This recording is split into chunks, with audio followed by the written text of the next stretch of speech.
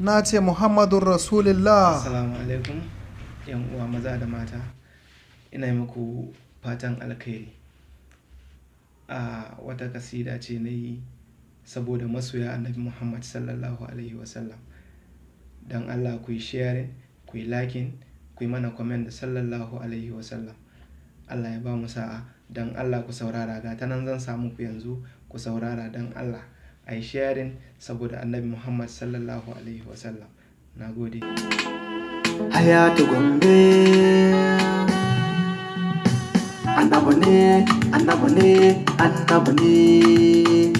annabi ne ma'aikin Allah, sadaukin da bai da kasala, ga Jibrilu bawan Allah, shike kawo sakon Allah, in ka so ka hau shi kushilla, domin ka ne rana ta kabulla, annabi ne gwanin iya sallah, Ka'aba ita ce alkibla, annabi kai ka je ka ga Allah, annabi an kira ka rasula, kai ka je har fadar Allah, annabi kai ka je cike jimala, annabi mai cika ta kamala, wanda ya bi ka zai san Allah, shugaba a baka batula, annabi kai ka ce mu bi Allah, annabi babu kila wakala, wanda ya bi ka sai yi sallah, ni ayaban ka banda kasala, wanda ya so ki manzan Allah, rabi garai ka sauke jalala, ai mun yarda da ikon Allah, annabi ba kamar ka akima, annabi kai ka zo da salama, farin gani hannu na ka kama, annabi dogaran al'umma,